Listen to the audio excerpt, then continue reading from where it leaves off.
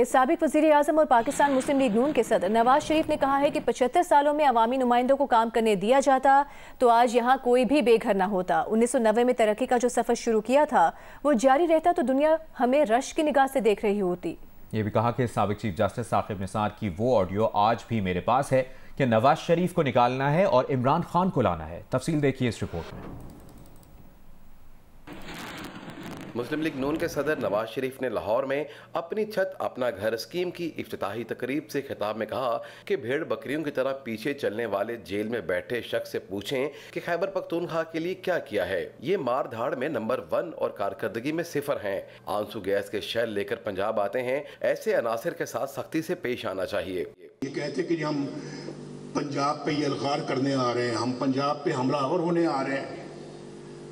ये पंजाब केपीके और पंजाब का तुम आपस में लड़ाई करना चाहते हो और यहाँ पे कोई खून खराबा करना चाहते हो। आंसू गैस के शेल लेकर आते हैं ताकि पुलिस के ऊपर बरसाए जाए और इनको जख्मी किया जाए, इनको अब जो है वो डराया धमकाया जाए। नवाज शरीफ का कहना था ये मोटरवेज क्या एहतजाज के लिए बनाई हैं। वो कहता था गले में रस्सा डालकर जेल में डालूंगा, इतने बड़े बोल मत बोला करो, जैसा करोगे वैसा भरोगे। नवाज शरीफ को उसकी गर्दन में रस्सा डाल के खींचकर मैं वज़ीर आज़म हाउस से बाहर निकालूंगा। ये अल्फाज उस शख्स के हैं जो आज जेल में है। वो फलां मैं तुम्हें छोड़ूंगा नहीं, मैं तुम सबको जेलों में डालूंगा, तुम सबको मैं वो सलूक करूंगा जो तुम याद रखोगे।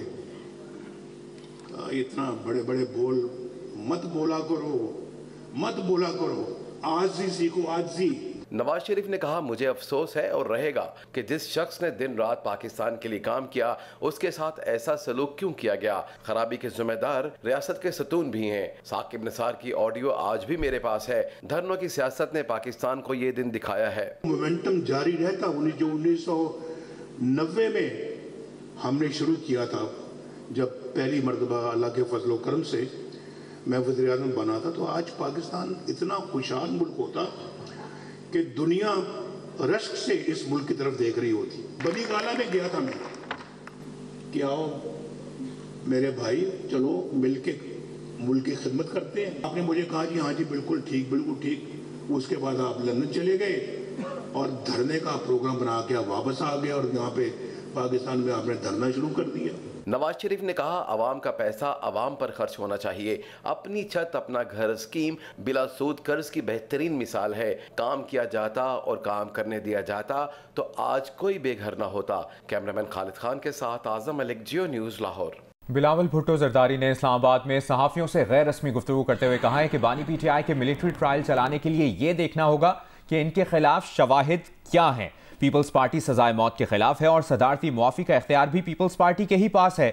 एक सवाल पर बिलावल ने कहा कि मुल्क में खेल ये खेलना चाहिए कि कौन बनेगा वज़ीर आज़म, लेकिन खेल खेला गया कि बनेगा या नहीं बनेगा आर्मी चीफ। आईनी हुदूद से बाहर निकलकर खेलने वाले इदारों को वापस आईनी हुदूद में आना होगा। जब बिलावल से पूछा गया कि क्या 25 अक्टूबर आईनी तरमीम की डेडलाइन है, तो जवाब में बिलावल ने कहा कि 25 अक्टूबर तक तरमीम हो गई तो मामला पुरअमन हल हो जाएगा, तरमीम ना हुई तो हालात शायद किसी के कंट्रोल में ना रहें। बिलावल ने कहा कि आईनी अदालत का मामला पाया तकमील तक पहुंचाएंगे। पीपल्स पार्टी फौजी अदालतों के हक में नहीं है। 25 अक्टूबर से पहले तरमीम के बिलावल भुट्टो जरदारी के बयान पर JUIFA का रद्द-ए-अमल सामने आ गया। जियो न्यूज़ के प्रोग्राम आज शाहजेब खानजादा के साथ में बात करते हुए JUIFA के सेनेटर कामरान मुर्तज़ा ने कहा कि JUI खून खराबे की धमकी पर दबाव के तहत किसी से ताउन नहीं करेगी। आईनी तरमीम के हवाले से अब भी वही सूरत हाल है जो 2 हफ्ते पहले थी। PTI को साथ ना बिठाने का हुकूमती रवैया मसाइल को जन्म देगा। कामरान मुर्तज़ा का इंटरव्यू देखिए रात 10 बजे प्रोग्राम आज शाहजेब खानजादा के साथ में।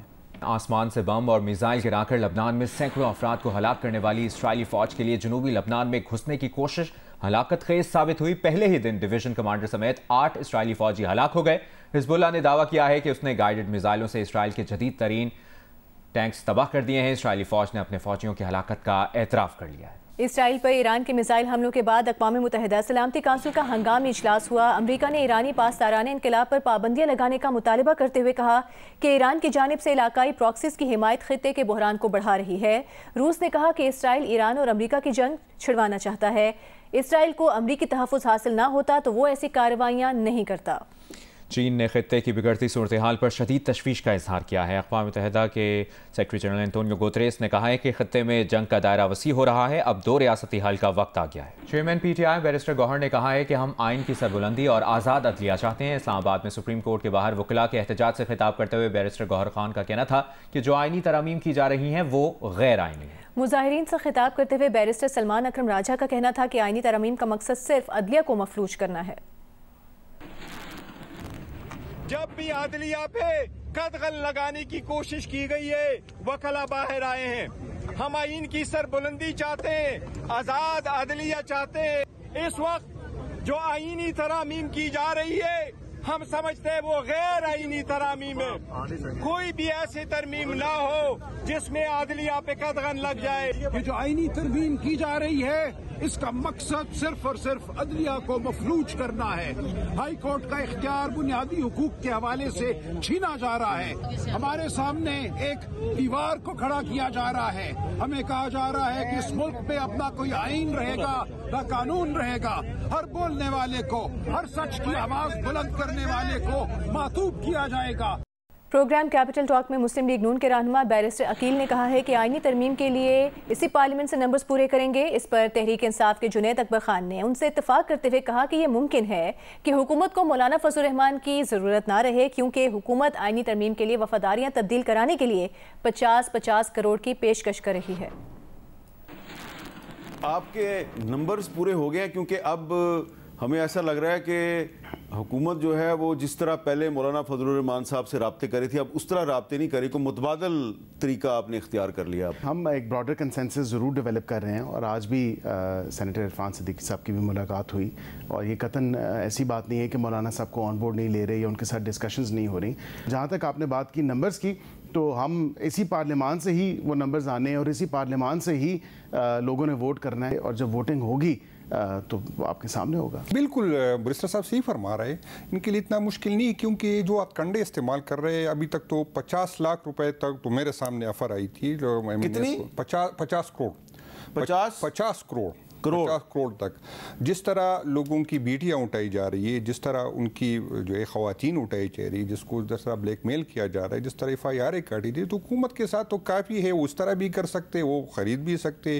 4 اکتوبر کو ڈی چوک اسلام آباد میں بھی تو آپ نے احتجاج کرنا ہے، تو اس کے لیے آپ نے DC اسلام آباد کو درخواست دی ہے؟ نہیں، ہم نے نہیں دی، کیونکہ جو پہلے ہم نے دی تھی اس کا کیا ہوا ہمارے ساتھ، کس طرح ایک تو دیتے نہیں تھے، جب دیتے تھے ایک اسی ٹائم پہ کینسل ہو جاتی، جب دیتے تھے تو ایسے جگہ پہ دیتے تھے جہاں پر پاسبل نہیں تھا۔ آپ کو پتہ ہے کہ اسلام آباد کے میں اگر آپ بغیر اجازت کے جلسہ جلوس کریں گے، احتجاج کریں گے، اور اگر آپ کے کارکن گرفتار ہو گئے تو ان کو تو سزا ملے گی۔ ابھی بھی ہم پہ دہشت گردی کی FIR ہے، بغاوت کی FIR ہے، یقین کرے مجھ پہ تو تقریر کی بھی، مجھے واٹس ایپ میسج پہ بھی جو ہے بغاوت کی FIR آئی، تو ابھی ہمارے لیے کیا مسئلہ ہے؟ اگر 1 2 3 4 5 اور ہو جائے تو کوئی مسئلہ نہیں۔ میرے ذہن میں تو ایک ہی بات چل تھی کہ FIR نہ چاکر لے گیا، تو وہ بات یہ ہے وہ بھی یہی کہہ رہے ہیں۔ بلاول بھٹو زرداری نے کہا ہے کہ آئینی ترامیم کا مسودہ پہلے ان کے پاس نہیں آیا، بلکہ پہلے وزیر قانون نے سپریم کورٹ میں جا کر ججز کو بتایا کہ ہم آئینی ترامیم کے ذریعے عدلیہ کی ریفارمز لا رہے ہیں۔ ایک انٹرویو میں بلاول نے کہا کہ اس کے بعد سپریم کورٹ کا مخصوص نشستوں پر فیصلہ آ گیا اور ہمارے نمبرز جو پورے تھے انہیں کم کر دیا گیا۔